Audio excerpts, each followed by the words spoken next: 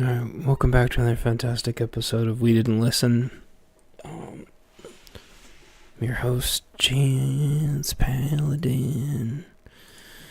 I usually don't do an episode until I have enough things to talk about or if I'm working on something, and I'm kind of wrapped up with the Spring 26 updates of Bunker Basics, so that's the end of the grind streams, at least for a little while. I want to do a couple house cleanings. I forgot what I was going to say already. I'm still at 14 reviews. I was briefly at 15 reviews for Bunker Basics, then one of the reviews went away. That's kind of a bummer. And I've been trying to reach out to more people to find people who have more experience. And again, the likelihood of any of the people that have been frustrating listening to this is probably zero, but like what I've seen a lot lately is people, say that they've read 500 prepper books. People who say they've lived off the grid for 10 years. I've probably run into like 5 to 7 people like that online. I've lived 100% off the grid for 10 years. Okay, can you check my book out and let me know if I'm on the right track or not? And it's just a whole new litany of excuses, and it never ceases to amaze me, the sheer amount of excuses people have, and I don't just mean like if they don't have time or they don't have money. I just mean, or they have had an emergency payment, that they just had to make on something. I just mean like genuinely like stupid, nonsensical, like insane excuses. It's like, oh, you bought 500 prepper books, but 501 is when, where you decided to draw the line. Oh, I've got so many, I can't read them all. Okay, cool. Then, so it's not going to bug you to pick up one more and like maybe take a look at it. Like, Are any of those other allegedly 500 prepper books, in the room with us right now? Like, are those authors in there? Rango, don't gruff at me. Like, I just, screw me, I guess, for like trying. Is I think like what I feel like talking to a lot of these people. And again, like the chances are, if you're listening to this, I'm not talking about you, and there's plenty of authors that do listen to this or that could potentially listen to this that I've definitely helped in the past, but I up until recently, I would say it's not that I have ever felt like let down grabbing any of your guys' prepper books. I think what I've noticed is just an overall lack of polish in terms of like formatting. And this was kind of like a funny thing that I pointed out in the past. Like, I screwed up my formatting at first too, and I've just like obsessed over formatting, and I've still gotten it wrong in the past. Like, it is incredibly hard, but what I don't understand is why people don't, especially like this one book I picked up, it's been out there for like quite a while. The guy just never went back and fixed the formatting. I thought it was a newer book. It turns out it's been an older book, and it has a lot of reviews, and he just never went back and updated the formatting. I think that's interesting. Now, that could have been because his print went from like one format to another, but I've never understood, I guess maybe what I'm trying to say, I've never understood how some people have like made it with just like such like monumental appearance of like low or no effort. Ringo, stop clawing my arm. And I think what it reminds me of is like, you can obsess over quality, you can obsess over content, you can obsess over trying to get people to verify and validate everything, and put, what little of a reputation you have out there to try to like have like, genuinely like decent levels of content, and it just get completely ignored. And I think that in and of itself wouldn't be as big of a problem if it wasn't for like the prevalence of AI. So you pick up a book now, it doesn't even have to be a prepper book. It could be, fiction, and there'll immediately be a blurb about how, nothing in this book is AI. And I've thought about that a lot. Like, it would be psychotically easy to have an AI. Like, I could shit out an AI book so fast, just knowing what I know, and I don't even have to use any of the cool programs that a lot of the other AI prepper channels have done. And to be clear, I think the AI prepper channels are just disgusting. They're like rehashing everybody's content in just not even not new ways, just like more commercial. And I want to reemphasize that, like, AI is like minimum viable product, right? It's trained, like AI is like survivor bias in its purest form. Like, AI is everything is stop it. Everything that has been successful being resolved to its like core components, then shit. Stop it. He's just like clawing the hell out of my arm. So I scooted his cat post a little bit. It's like resolved to its like core components, like and now there's like full stack AI that makes the whole video, makes all the clips, makes the voice, makes all of it, and then you can just tell that, like, hey, make the book, so like I can have 5 or 6 interactions with an AI, have the AI break that entire conversation down into bullet points, make a presentation, and then I can turn that presentation into like a catchy song at the end. And I've even noticed other YouTubers have started doing that. And that takes like a moderately successful channel into like a commercially viable channel, like really fast. And I'm certainly not shitting on those people, and the songs are catchy and their content is just like banging it out. But like, you can only surpass like a minimum viable product if you already have a decent channel. there's a certain drone channel that I watch, and he already had a decent channel. Well, he started incorporating AI, and you can tell, and like his channel went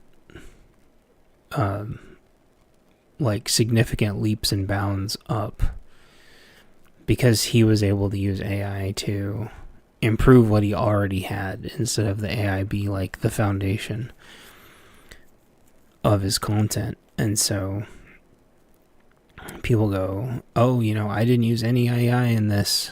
Well, maybe you should have. If you already have a decent product, the AI, using AI properly is going to elevate it. And I remember now, what I was actually going to turn my computer on to do, but I'm talking to 0 people with 0 chat and 0 views instead, because I had enough stuff to say. So,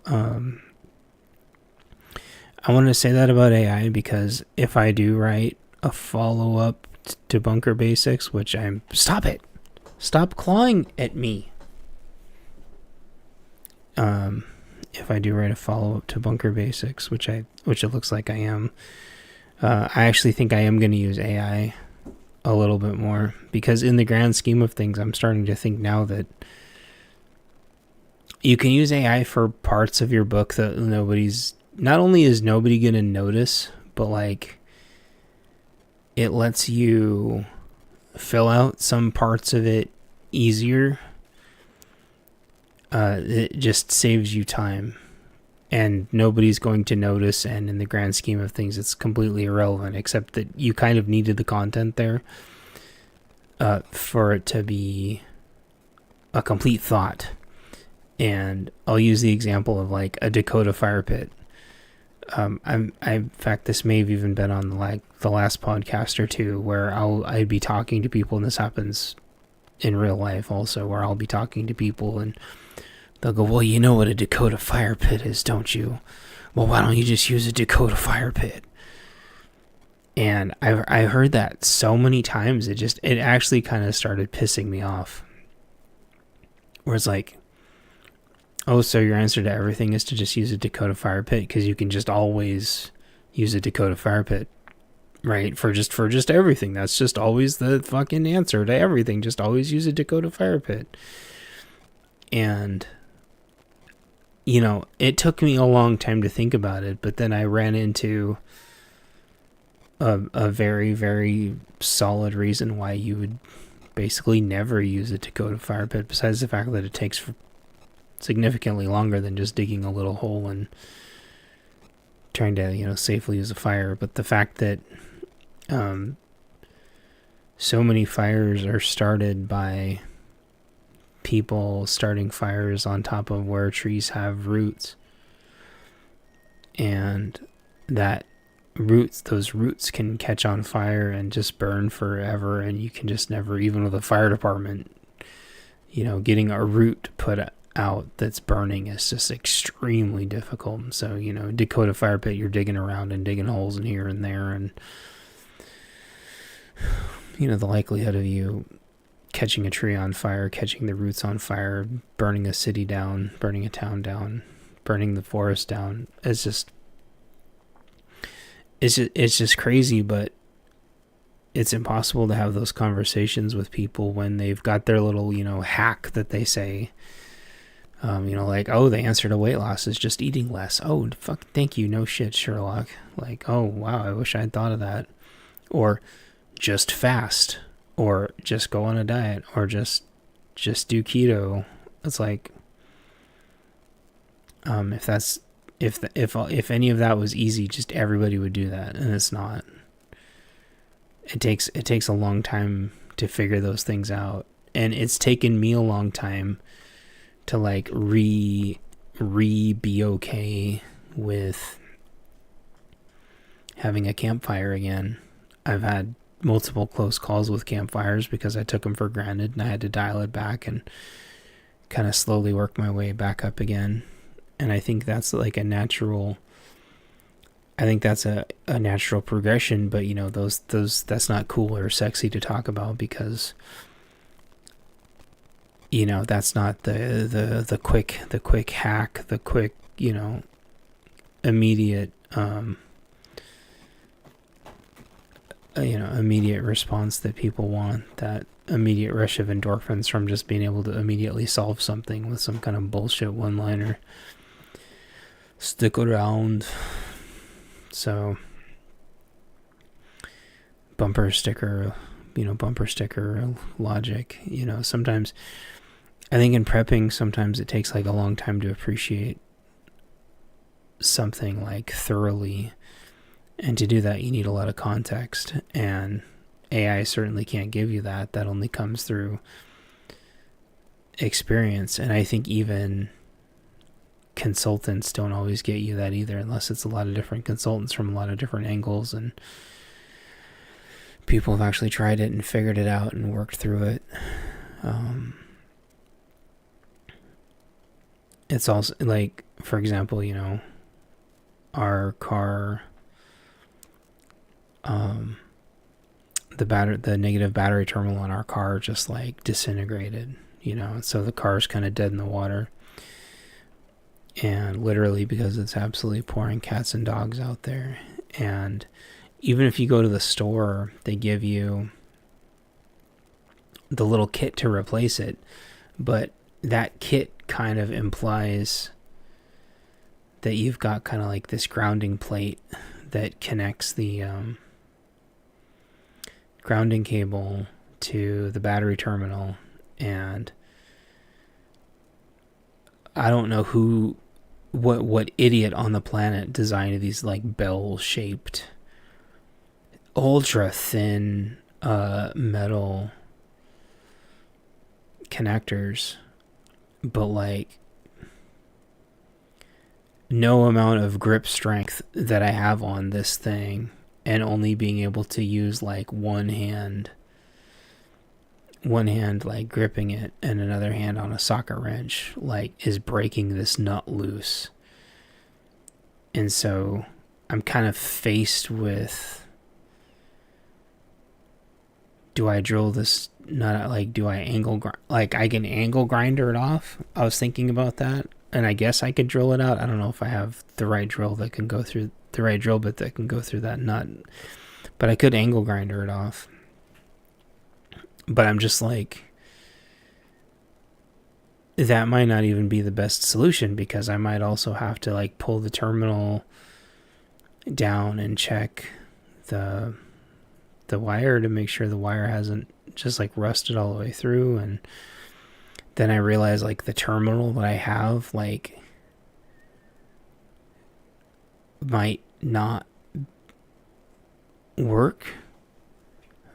It like the terminal that I have like might actually want like a grounding plate. I don't even know if that's the right word, but like I guess that's kind of my point, is like even the replacement I get at the store kind of implies that you have, a certain kind of, battery connection for your negative. And then you go watch the YouTube videos, and you specifically look up a negative, and all the videos are about swapping out the positives. And people will tell you to use electrical tape, but then the videos show them using shrink tubing, which I have all that, but the problem is like there's just like this certain innate ability, and I used to be a baker, and baking was that way too. Learning a recipe is not learning how to bake. Learning how to bake means you don't need recipes. You just innately know how everything functions at an ingredient level. You know how an ingredient works, and once you know how the ingredient works, you can just use it with anything. You can make almost any combination of any ingredients work to make whatever you want, because you fundamentally understand how they work. And that's like what prepping is synthesized down. Like, that's what electrical is. And so one of my prepper friends, we were talking a lot about how like whole home battery solutions may not actually be the best option. And we had both, I think, kind of ironically arrived at that solution, maybe two different ways. But I tell people every year, Bluetti has, insane Black Friday, Cyber Monday, Christmas deals where their batteries are like 40% off. You can, do like pay in fours with no interest and have those batteries paid off in just a couple months. You can get quite a few batteries, and kind of disperse them around the house on the different things that you need. You can like right size your batteries for like each application. So you can get one battery for your computer backup, one battery for your freezer, whatever, instead of trying to pay like a massive amount of money for like one big unwieldy battery and then try to hook in like the changeovers and stuff, which is all doable, but it's outside of most people's comfort zone. You just get smaller batteries and stage them around the house. And then if you get bigger batteries and bigger solar, instead of getting tons and tons and tons and tons and tons of batteries, like massive batteries to just run that solar off of, you just get one or two batteries, and then you can just plug all your smaller batteries into the big one and have the solar just charge the whole stinking thing. And it's kind of like having 8 expansion batteries and 8 small expansion batteries instead of like 4 huge expansion batteries. Now, don't get me wrong, you can get like 5,000, you can get like 5Ks, I think maybe Bluehead even has like 6Ks now, and they're coming out with the sodiums and stuff. Like, you can get whole home power now for pretty damn affordable. But what I'm saying is like, you don't necessarily have to. And I think like sort of like staging defensive tools around the house, having battery and like staging flashlights around the house, which is something that I did a long time ago. Like, I love having a battery within arm's reach, like in every single room in the house, having a knife within arm's reach in every single room of the house, and now I guess imagine if you would having batteries like staged around the house, like it's legitimately crazy that we live in this world now where you can own enough batteries to basically not even pay attention to the power going out. And what that allows you to do, besides not having to sit and huddle in the dark wondering what the hell is going on, it allows you, I think, to focus more on what really matters, like making sure your roof's not going to get ripped off, making sure there aren't trees coming down. If you got to get the radios going to talk to people, you can do that. Start connecting to the repeater towers and listen to what's going on. You can focus on the important things that you should be focusing on when the grid's down. Not like, futzing with all the different battery backups and having to futz with generators and stuff, and these people who, are running like the one generator, grandma's CPAP has got to keep going, or grandma's going to choke to death when she's sleeping, and keeping whoever's, that stuff, the stuff that you gotta, for diabetes, insulin, the insulin's gotta stay cold or you're gonna die, and Because type 1 diabetes, a lot of people don't understand type 1 diabetes, but it's super, super, super, super, super scary. Type 1 diabetes is. And, you got to worry about, defending the generator because, it's going to be making noise and everyone's going to find it and la-di-da-di-da. And north of here, the last big storm just like this, like the power was out in several larger, ish size, towns. They were in more forested areas and people were immediately out looting generators, and people go, oh, I would do XYZ, I would FAFO. Dude, you're not going to be executing. Like, are you going to go to grandma's house and defend her generator? Like, yeah, I would. No, you wouldn't, because there's going to be like 80 billion fucking trees down. Like, if you don't live here, you don't understand that you're not going to grandma's house in a storm to defend her house. Because there's going to be 20 power lines down between here and there with live wires frizzle frying everywhere. There's going to be hundreds of Doug firs down crisscross like a freaking tank traps. Like, you're not going to grandma's house to defend grandma's house. Like, grandma's on her own, or she's with whoever happens to be there. And so wouldn't it make more sense, if grandma's got to keep her CPAP going, that you have a battery that can just run that's in her room, that she checks every 3 months to make sure that it's fully charged, or even run her CPAP off it like it's, an uninterruptible power supply, which you can do. And I can't remember who I was getting into it with, and they were like, those batteries are stupid. You don't need it. Like, there is nothing that you need. And it's like, what about CPAPs? And they're like, nobody needs a CPAP machine. It's like, man, I don't know. There's some people that do. There's some people that'll freaking choke to death if they don't have their CPAP machine.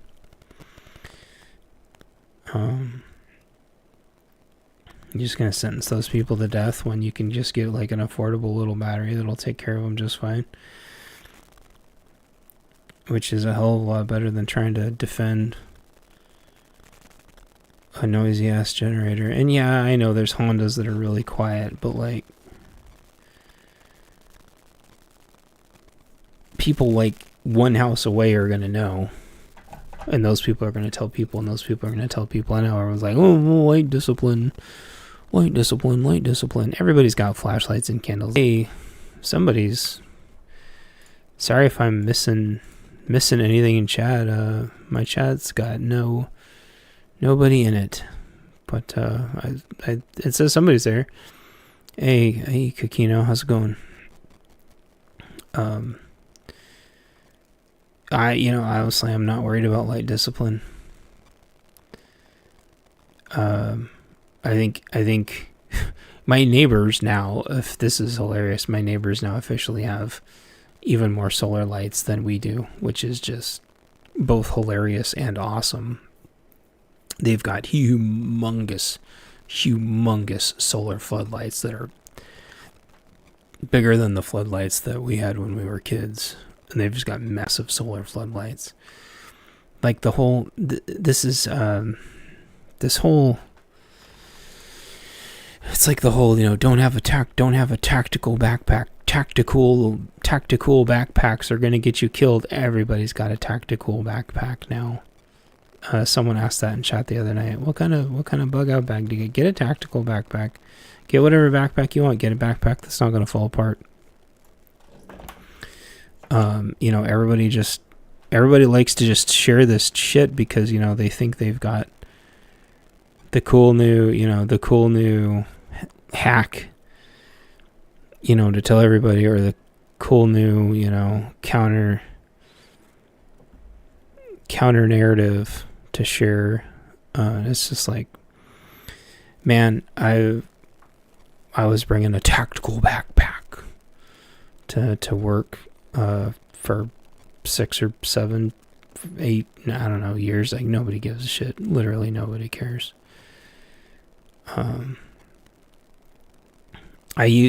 People, in fact, if anything, people used to give me shit for wearing cargo pants. I've always thought cargo pants were really comfy, and remember someone at work teased me, and they were like, "Oh, are you a painter?"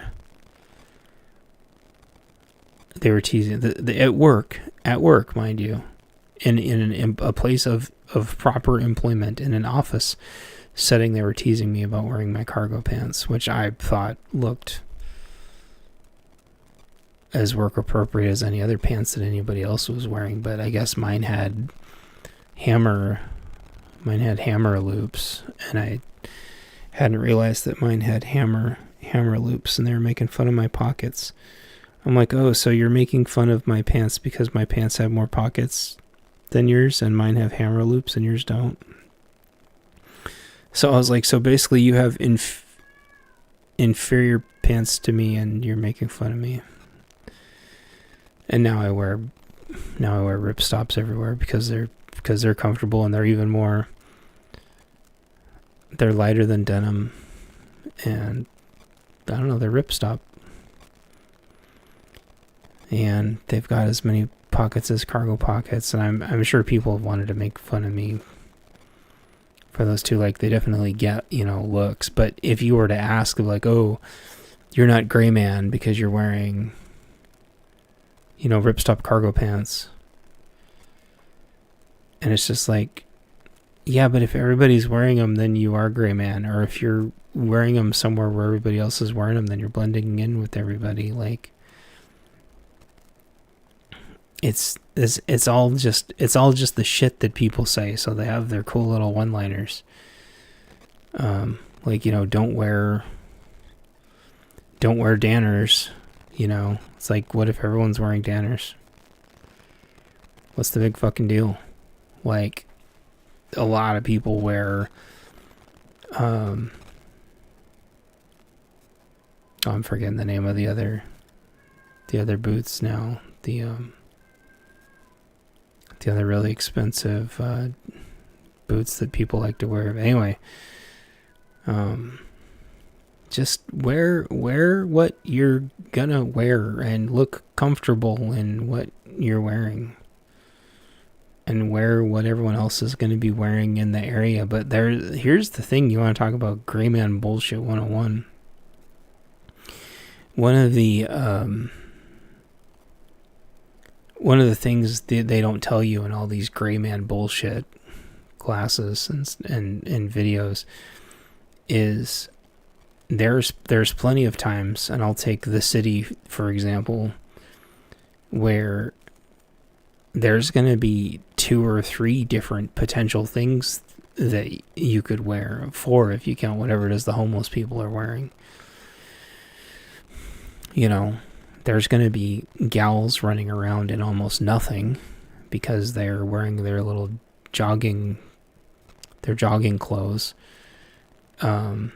There's gals that go to the store now wearing skin tight yoga pants and stuff that are just look like they're painted on. And so I guess you could argue like they're going to stand out. But here's the ironic thing. Yeah, they're going to stand out, but if one of them runs by, you're just going to go, there goes another, jogger gal doing jogger stuff. If you see someone dressed up like a gangbanger, you're going to go, there's a gangbanger. If you see someone dressed up looking like a drug dealer, you're going to go, there's a drug dealer. If you see a bunch of people dressed up like feds, you're like, oh, there's a bunch of feds. So what is gray man? Right? When you're in a city, what is gray man? People go, well, you don't want to draw any attention to yourself. Yeah, well, unless you're like a blue-haired freak show, but nobody's going to sit and put a bunch of fake piercings in so they can look like a fake freak show. Like, you're just going to throw a bunch of clothes on to look just as absolutely poor as you can and hope everybody leaves you alone. That's usually my It's usually what I do. Just look as absolutely poor as I can. But then they say, well, things are gonna throw it off. Like, you look hella poor, but you've got a tactical backpack on. So does everybody else. And yeah, they're gonna notice, like, I'm wearing a certain kind of shoes. And what a lot of people will tell you, especially with like the riots and the protests and stuff, like 99.9% of the time, the shoes are what gives everybody away. Because everybody gets their, one pair of shoes that's like their riot boots, their riot shoes, their city shoes, whatever, and those are the shoes that they just wear forever. They'll be in like black block or whatever, but they'll all be wearing the same shoes every night. But most people won't even look at that or notice. That's pretty advanced. So, like when I go out, I take all the identifying stuff off my backpack. I take all the identifying stuff off my hat. Take all your patches off. And that's just a rule when shit hits the fan, period. Is the first thing you do is you take all your patches off. That's another thing that people don't really talk about. And we actually used to institute a counter to that, which is you actually put completely different patches on. And then you just make the patches mean absolute nonsense. Then you just never use those patches again. And then you can keep like a patch notebook. And you can use different patches every single time. And the patches, like, I used to get the patches on sale. And then you can just use different patches every single time. Every time you go out. If people are tracking you, it's almost impossible at that point. Not only can they not track you, but they have no idea how many of you there actually are. As long as they're not tracking your shoes.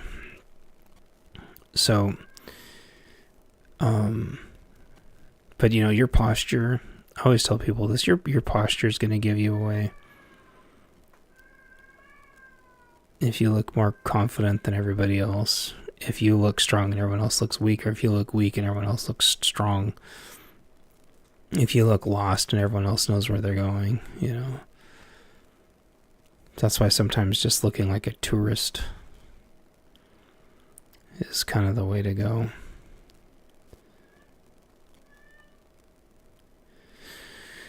Anyway, I think I had a wider point to all this. I think I was going to say something about the rains and the floods. And hey, sissy, are you done being silly? Our alien alarm clock runs around the house. That's what I call her. I call her the alien alarm clock. I don't know. I try to impart all this wisdom into my books. And I tried to like synthesize it all down into bunker basics. I was going to do like a rioty, like protesty type of book. But let's see.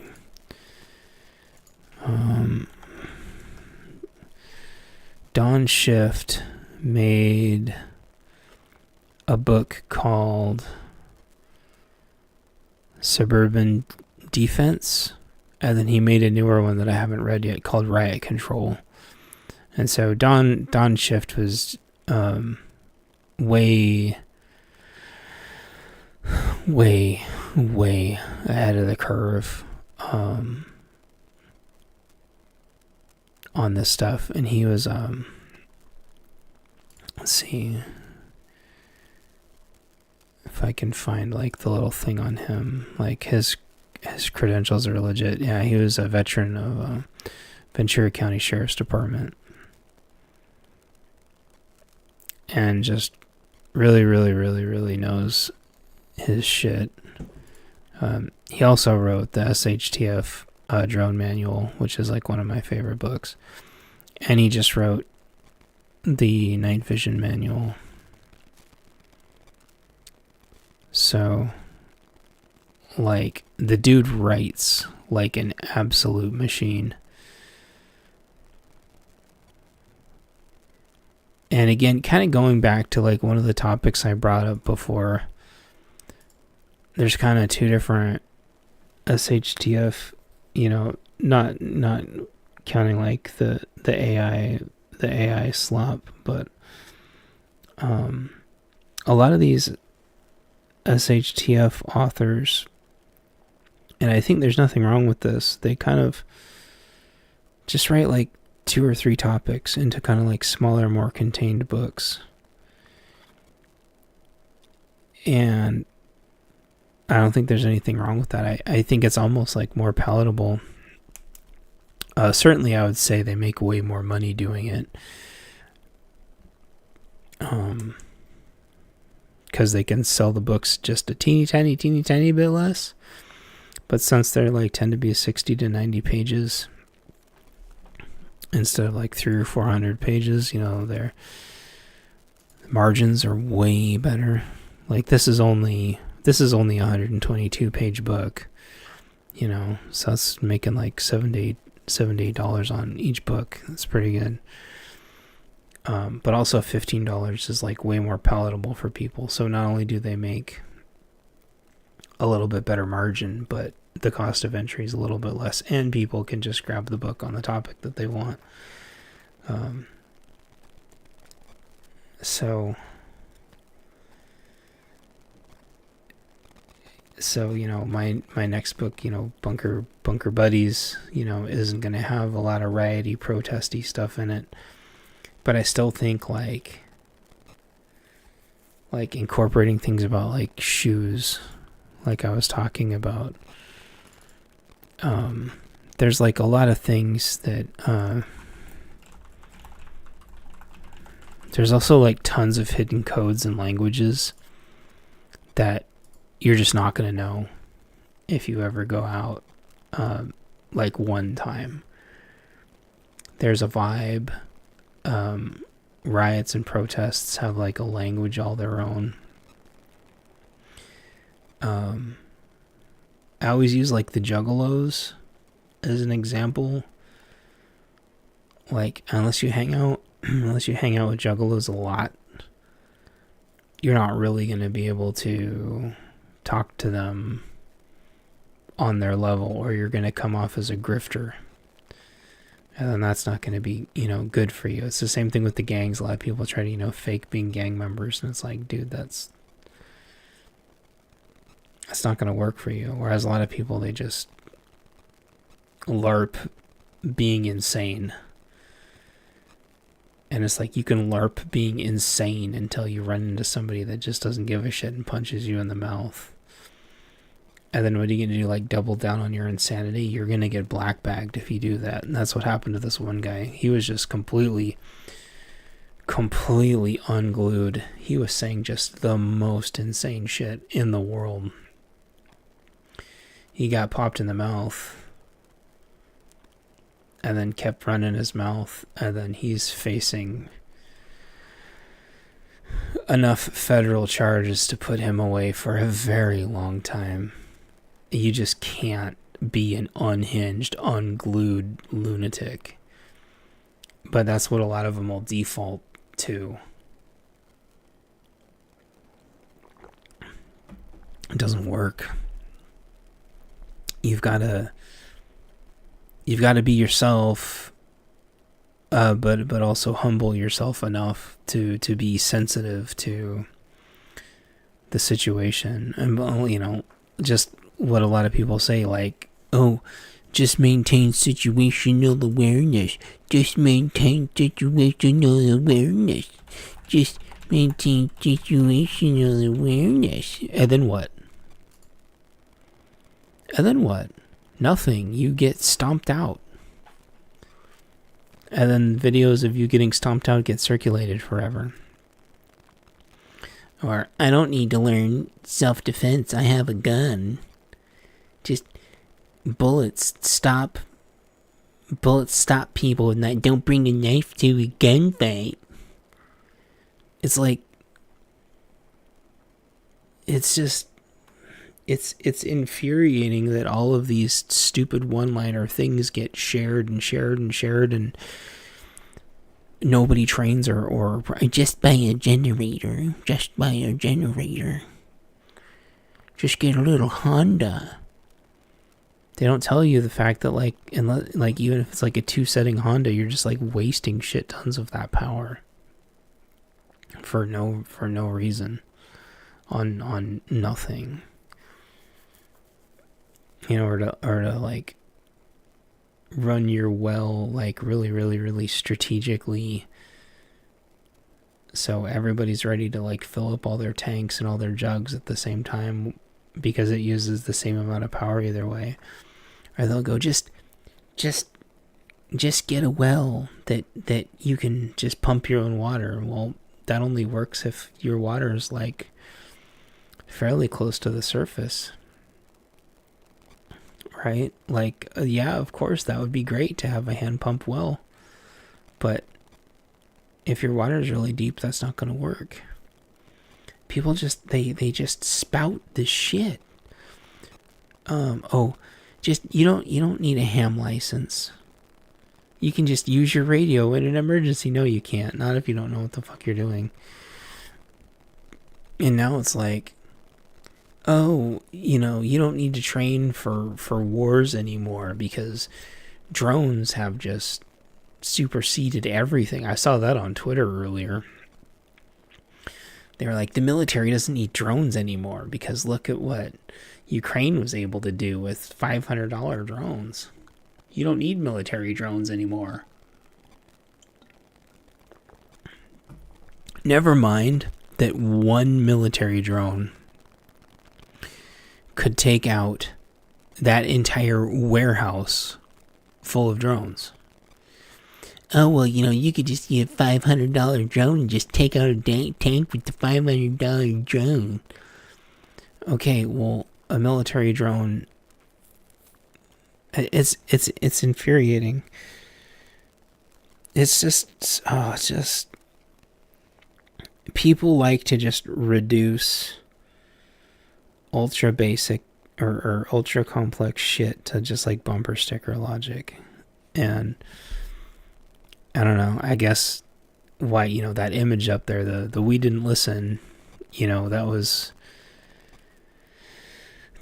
climate change 101. Just reduce carbon gas emissions. Just do carbon taxes. Or no, carbon credits. Just get some carbon credits. Just trap some hydrogen. We'll just trap some hydrogen.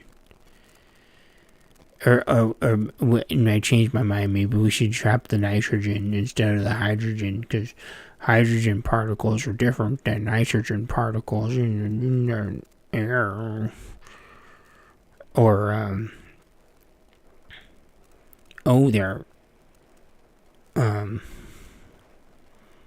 what is it? The chemtrails. Oh no. All these chemtrails never used to be here. Look at all these chemtrails. It's just like, dude, those are contrails. That's from jets flying up in the atmosphere. And it's just, is cloud seeding real? Yeah, there's some places that do cloud seed. Is there people that did sonic cannons to break up hail and really screw the weather up? Yeah, there is a little tiny bit of weather manipulation sometimes. But they latch onto it and everything's like, oh golly gee, go look up at the sky and see all your chemtrails. Shut up. This shit gets so old. Same thing with fucking space lasers. Oh, they've been at it again with the space lasers.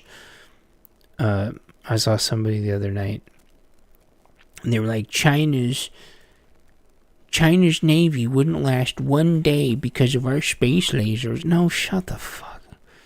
It's just, this shit just gets like, and I guess this was kind of like my point, maybe this was even my point in my last episode, is that the internet has given everybody a voice, and it's just way easier for everybody to just repeat something stupid that's convenient than it is for people to actually learn anything. And when the shit is the fan, it's the people that actually like tried to learn stuff.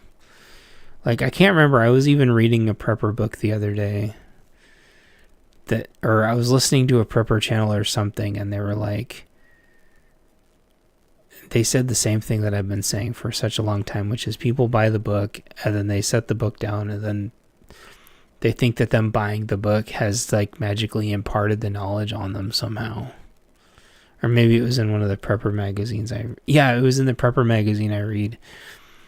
And it was a book about foot care.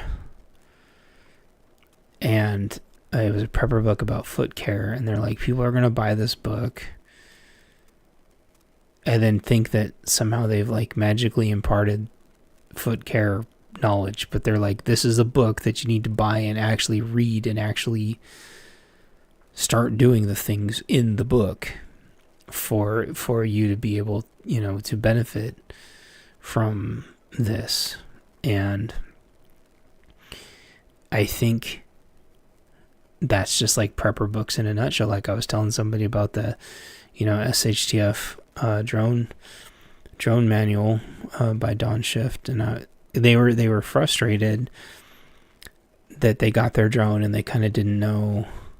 They didn't know what they got the drone, and then they didn't know what to do with it. And I was telling them, I'm like, what helps you is you need to make little pretend missions for yourself.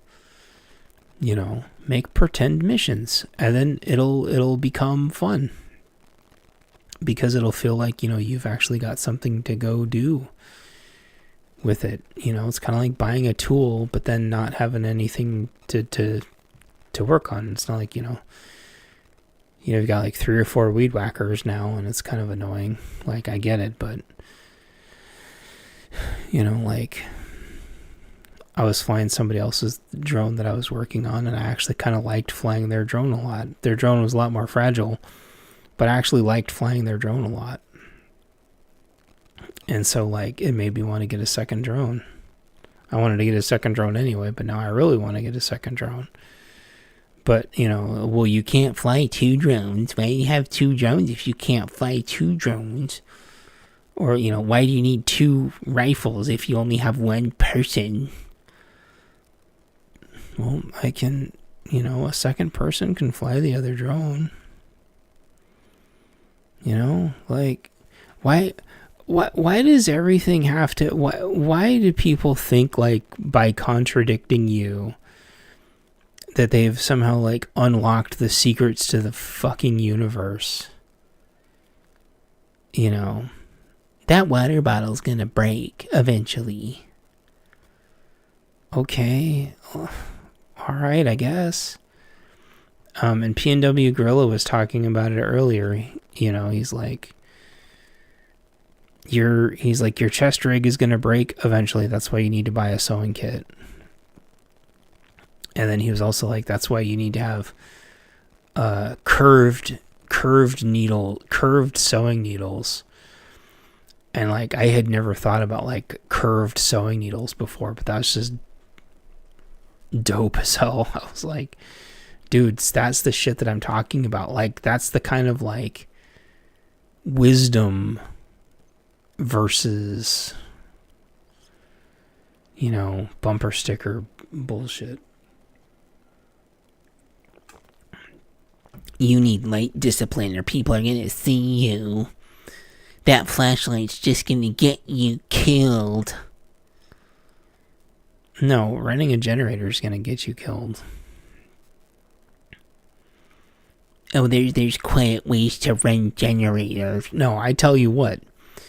When there is not a single piece of electronics going on for miles and miles and miles and miles and miles, you'll hear a generator. Even if you don't hear the generator, you can feel the generator. Like I can feel, a train before I can hear a train. Like I can feel a car miles and miles away before I can hear it. Someone in the driveway is going to like wake me up from like a dead sleep, by having that, crunchy gravel.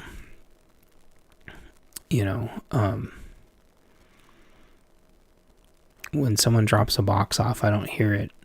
Like I feel it. When the shit hits the fan, all of your other senses, the senses that have been keeping us alive for thousands and thousands of years, 8,000 years, all of those senses turn back on. Like Daredevil. All of our other senses turn back on. Now, you have to be able to capitalize on having those senses, and you need to not have so much normalcy bias that you ignore those senses. But like, you need to get out and freeze your ass off once in a while. Go out in the rain and freeze your ass off. It's gotten to be many times where like going out in the freezing cold in the rain has like snapped me out of my funk. Like I think our body needs that. I mean, do it safely, obviously. Don't go mushroom picking like a moron without being prepared. Take your compass and your GPS and stuff. But our body needs to, I think, like freeze its ass off and be miserable sometimes to be able to appreciate, warmth and love, and people actually wanting you to be around. And people actually missing you when you're gone. A little bit. Like, I'm not saying that, close calls on the freeway are okay, because some of that shit will give you PTSD. That's another thing. People, like, make fun of PTSD. Like, only people in the military can have PTSD or whatever. But near-death experiences. So that's called shell shock. No, shell shock is. I'd say shell shock is very different. Shell shock is from being shelled until you just go cuckoo. That's not PTSD. I think people say a lot of stuff, and I mean, there is a chance that one of the people that said that could, I guess, eventually watch this channel again. But like, if we can't be like critical of like the stupid shit that other preppers say, then I think we're kind of in a lot of ways not being honest, not with ourselves, but with you all, the listeners. Like, I beg people to call me on my bullshit. Like, please. The risk is to be stuck in an echo chamber and then not calling each other on our bullshit. And I would love to be on more prepper shows. I've had 3 different people say I could be on their podcasts, and I haven't heard back from a single one of them. And I know people get busy, but I would love people to call me on my bullshit. I know what my weaknesses are. But where I'm concerned is if there's somewhere where I don't know that I have weaknesses that I don't think are weaknesses.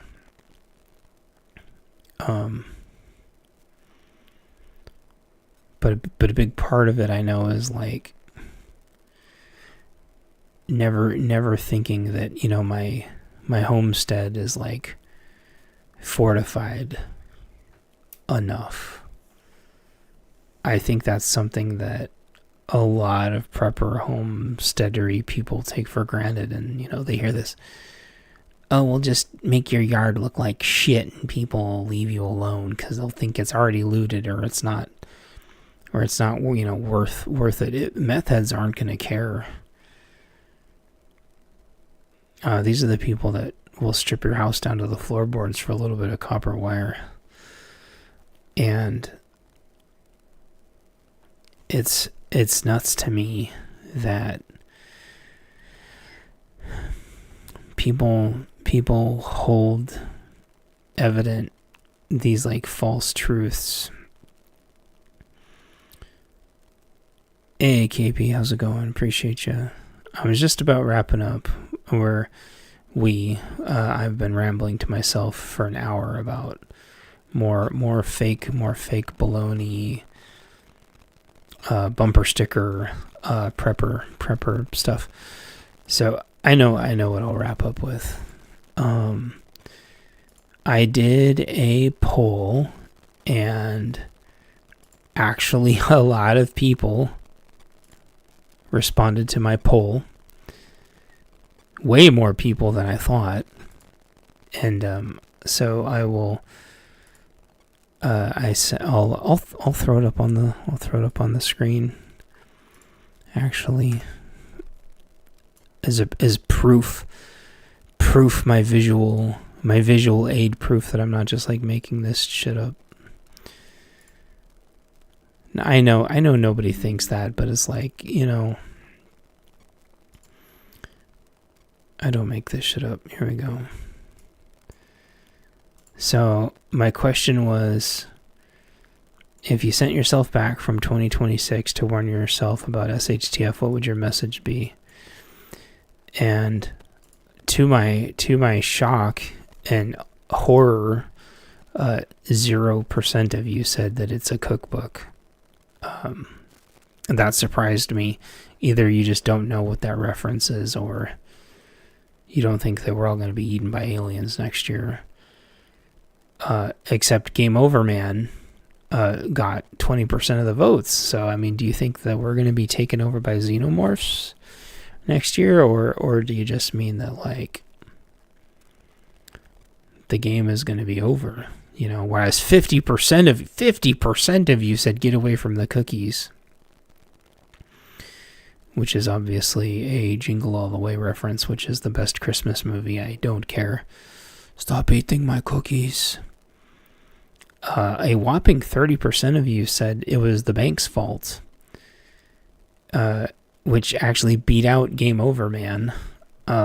It's the bank's fault is a reference to this gal named Priscilla, who is always constantly blaming the banks for everything.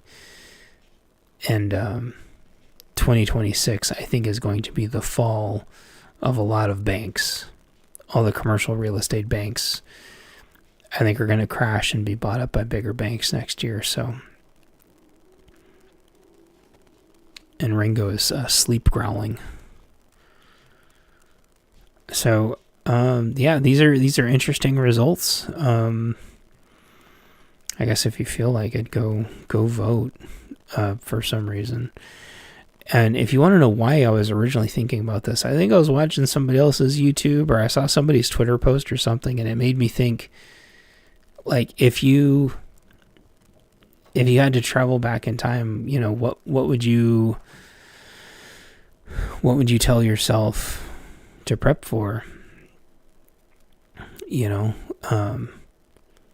Which is probably, honestly, it's just a different way of saying the same damn thing over and over again, but I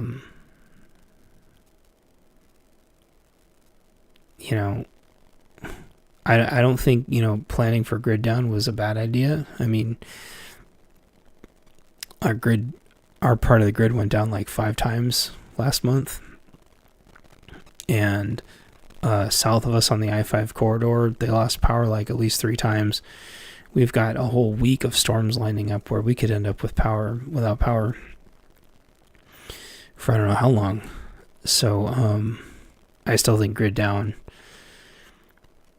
and food and civil unrest are kind of like my top 3. But I thought it'd be funny to put like a twist on it and kind of put like half movie reference, half vague interpretations, to kind of see how everyone was feeling. And maybe get away from the cookies just means people are worried about getting through Christmas, or maybe it means people need to lose weight.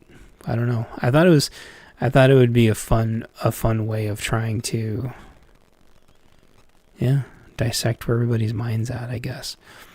So, I've been rambling for some amount of time now. Looks like a couple of you are here. I guess if you have any questions before I go, let me know down in the chat. But I definitely think people listen to these. I mean, I've seen how much watch time I get from these, so people definitely listen to them. I guess I just don't know kind of where everyone's at, and I don't know necessarily who's listening. And if you want me on your show because you think I'm interesting or funny, or you want to talk about my book or something, like, let me know, because Bunker Basics is getting decent traction, but I have to constantly be doing outreach, and a lot of the people that I feel like it would resonate with end up ghosting me. And I think a lot of that is not that they're assholes, but I think a lot of people are just grinding like hell trying to financially prep for like next year, because next year is going to be like 2008 and 2016 crashes put together. And I know I haven't talked about that a lot because I just don't know how much like fatigue there is there. But like, no joke, next year is going to be like 2 crashes at the same time. The next Fed call is any day now, and even if the Fed lowers another quarter point, it's not going to change home interest rates at all. And I think this new generation of little shitters isn't going to be able to buy any houses. And I think that, coupled with a couple of other financial problems, is, I think, going to cause some crazy civil unrest. I think no kings is going to go away, and it's going to be no bankers or something. Hashtag no bankers. I don't know. I just know next year's going to be really bad. And I know preppers always say like every year is going to be really bad. And in a lot of ways, like every year is kind of bad for different things. There was some pretty gnarly civil unrest this year. You also have the fact that like the Somalis and Muslims and Haitians and, the cartel, like large swaths of the U.S., are being taken over by, foreign soldiers, and nobody's talking about it. Meanwhile, we're getting entangled in Venezuela, and Ukraine still can't accept a peace deal, and probably late 26, China's going to try to take Taiwan. So I think what all of the respectable prepper channels have all come to the conclusion to, and I agree, is that this is just going to keep being like a slow burn. There might be some like, sharp edges along the way, like if the grid gets hacked. I mean, there's been 3 major internet outages in like the last month. So there's going to be like some sharp edges like that. A lot of people think those could be test runs, and they could be. I don't know. Same thing with the grid down. A lot of people are saying the grid down could be test runs. And there's been like some oil outages. Those could be test runs. I mean, I would just say, everyone, keep your head on a swivel. What I would say is just don't ever go out if you don't have to. Keep your footprint small. Keep your teams tight. Get in, get out. I think SNAP benefits are going to get worse in some states.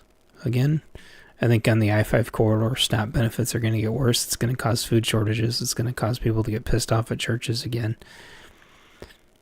I just think 2026 is going to be an exceptionally bad year. I think more bad things are going to be happening more frequently. But there's still going to be like that plausible deniability. Like people are, oh, you're just being paranoid. Well, a car just drove through a group of people again. No, that just doesn't happen that much. Well, it just happened again. No, you're just you're watching too much of the Fox News. A car just drove through a group of people. You know, another party just got shot up.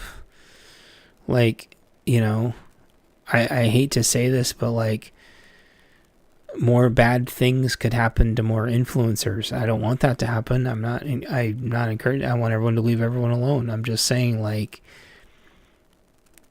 more bad shit, more polarizing shit, more like race bait shit is gonna be happening as these think tanks start to turn their think tankiness up and mashing the MK Ultra buttons. Sending people on crazy sprees, you know, like that. The 3-letter agencies aren't doing enough to squash these cells. They're just not. Everything that the left accuses the right of doing, they're not doing. And if they were, everyone would be losing their mind. So anyway, I see a couple people hanging out, but you guys are lurking. That's cool. So since I don't see any questions in the chat, I'm just going to let you guys go. And I appreciate y'all. And buy my book. And if you already bought my book, please leave a comment. I mean, leave a review, please. Like, I really want to get to 25 reviews to know if it's even worth it to make a second book. Please show me that it's actually like worth it, that you would support a second book by writing a review for my first book. Please. I've heard so many excuses. I've heard Amazon steals my info. I've heard that from 2 different people. Amazon stole my identity. I'm like, Amazon did not steal your identity. I heard that from 2 different people. I know Amazon doesn't let some people write reviews. That's just Amazon being shitty, but the 2 or 3 people that I know said that are perfectly valid. But like, people who say Amazon stole their identity, like, just stop. Just stop. Although I know there has been a lot of identity theft going on, so make sure you protect your identity with a reputable, credit locking company. Anyway, that's it. And I appreciate y'all. And we didn't listen. This has been another episode of the We Didn't Listen podcast. No, it's funny. It's like, I'm going to talk, you're going to listen, but like, the We Didn't Listen podcast. Anyway, that would be a rad podcast name. Anyway, hit me up if you think I'm interesting and want to hear my opinions on things. Otherwise, I guess don't worry about it. And the only way we make it through this is together and take care of each other. And talk to y'all later. Bye-bye.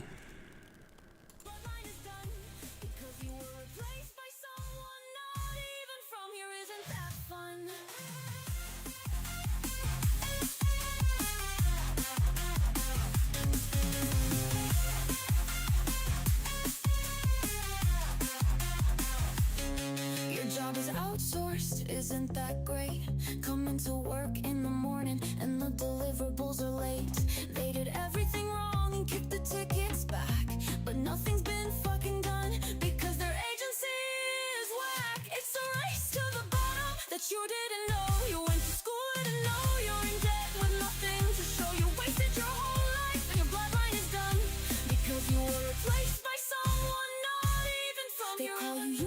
so lazy, and they say your culture sucks. You went to school and did what they said, and it didn't mean now you're in debt with nothing to see. Your bloodline is over, sold out overseas to an